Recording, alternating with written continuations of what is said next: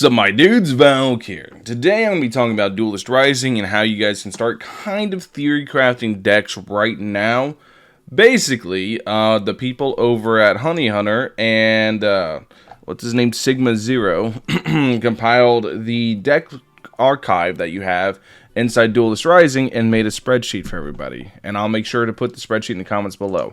But if you do this event, it's mobile only, so I can't show you the event itself, but you just basically do some missions, you get to unlock packs, and it archives all the cards, and it lets you look at what the cards do. So we're going to go ahead and take a look at this, and I'm not going to go over every card, because there is quite a bit. You can see here, these are just the characters that you can get. These are enemy characters, these are character mechanics. There is a lot. I'm just going to be going over specific stuff, like locations and things like that, and kind of giving you guys an idea of how the game's played, because I think it's really cool, so you guys can start theory crafting decks now. So let's take, for example, let's go ahead and take Ganyu. Ganyu, you can see here, she has a normal for 2 cryo, deals 2 physical damage. Her skill, Trade the Quailing, for 3 cryo. Well, that's actually 2 colorless, 1 cryo. But this is 3 cryo, deals 1 cryo damage, creates 1 Ice Lotus. And then Frostflake Arrow, for 5 cryo, deals 2 cryo damage, deals 2 piercing damage to all opposing characters on standby. Deals 1 cryo damage for her burst, which is 3 cryo, and I think that's 2 omni. I think that's what that means. Deals 1 cryo damage, deals 1 piercing damage to all opposing characters on standby, and summons 1 sacred cryo pearl. So the sacred cryo pearl is going to be here inside character mechanics. And in phase, deals 1 cryo damage, deals 1 piercing damage to all opposing characters on standby. So just basically puts a clock on it, has a 2 usage before it goes bye-bye. So yeah, that's essentially how it works. And from reading the game and how the game functions also, you have your 3 characters, and then to the side of each character you have your summon pools, where you can summon other cards, which is pretty damn cool to me. So you have characters that are going to be applying elemental reactions. That's why elemental reactions are very, very important inside the grand scheme of things.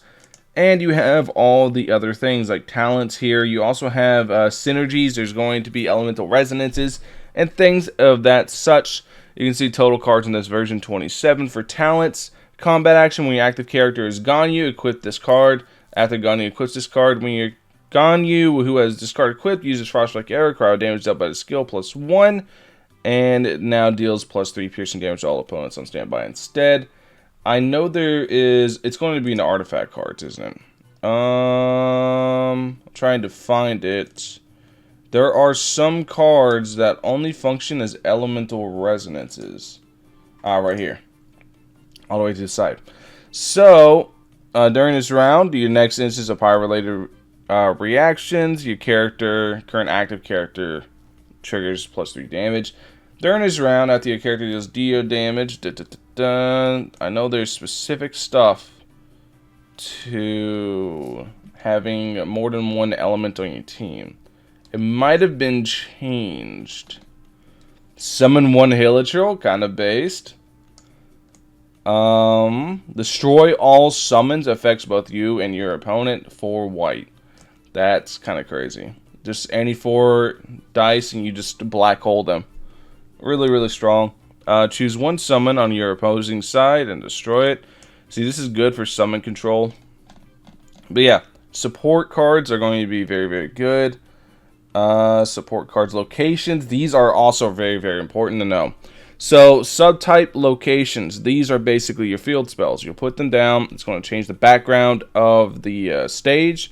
And you'll have effects that you can do. For example, Leeway Harbor costs 2 white, which is 2 of any. In fades, draw 2 cards. 1 white, once again 1 of any. When played, select any elemental dice to reroll. Roll phase, gain another chance to reroll. So if you don't know, whenever you roll dice, you have a mulligan, so you can try to get the dice you want. This makes it so you can get another mulligan to try to even further get the dice you want. So the location cards are very, very, very strong. They're very good. Companion cards, I'm not entirely sure what they do. I ain't gonna lie to you. I don't know if this is just play once and then she's gone or what. They might stick around for a while, but this is... Dude, they did Timmy dirty. Look at this, alright? So, triggers automatically once per round. This card gains 1 pigeon. When this card gains 3 pigeons, discard this card, then draw 1 card and create 1 Omni element. It costs nothing.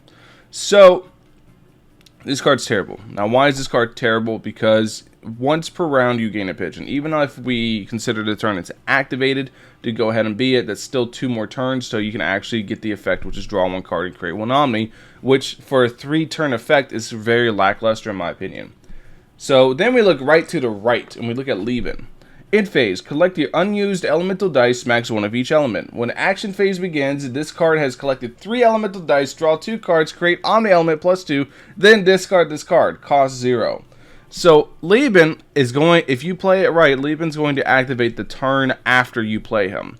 And there's not anything they can do about it other than destroy companion cards. And that's really good. That is a +2 and +2 dice. Meanwhile, this is 1 and 1. This is for 3 turns, very lackluster, and this is probably the direct turn opposite.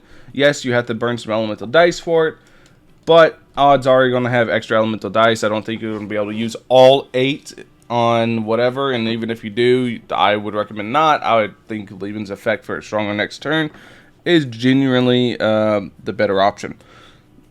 So, you can see here, these are support cards, locations, allies, items, artifacts. Artifacts you stick on a character. After the opposing character is defeated, if the character this card is attached to is the active character, create Omni element ×2. So basically, these are just artifacts that you can equip onto your character. But you can also see a character can equip a maximum of 1 artifact. You can also turn these. I've seen it in the video to where you can turn these and you can convert, or maybe it's an effect of one of the artifacts where you can convert dice. Roll phase 2 to starting element of dice you roll are always going to be hydro. Oh wait, this is actually kind of strong.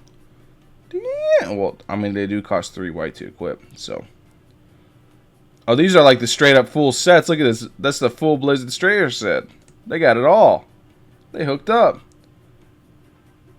When a character uses a skill or equips a talent, spend 1 less electro dice. Pretty sick.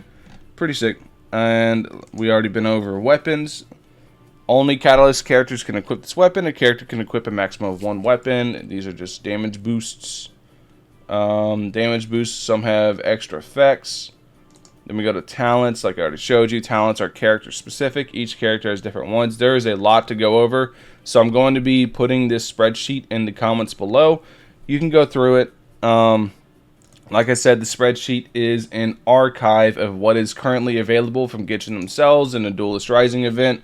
Highly recommend doing it, so you can go look at it. The music's pretty banger too. But this just looks really, really cool. I cannot wait. I can't wait. Vision characters, enemy characters. Yeah, you can play as the enemies. Randomly summons 1 Oceanid Mimic for 3 Hydro. Deals 2 Hydro damage for each friendly summon on the field. Deals 2 additional damage. 3 Hydro, 3 whites. Randomly summons 2 Oceanid Mimic. Prioritizes summoning a different type every time. Yeah, you get the idea. This is going to be really fun. There's going to be lots of strategies to go around. And I cannot wait. Comes out like tomorrow, I think. Anyways, let me know what you guys think in the comment section below. Make sure to go ahead and give this Google Doc a look-see. Thank you guys for watching. Catch you guys in the next one. Peace.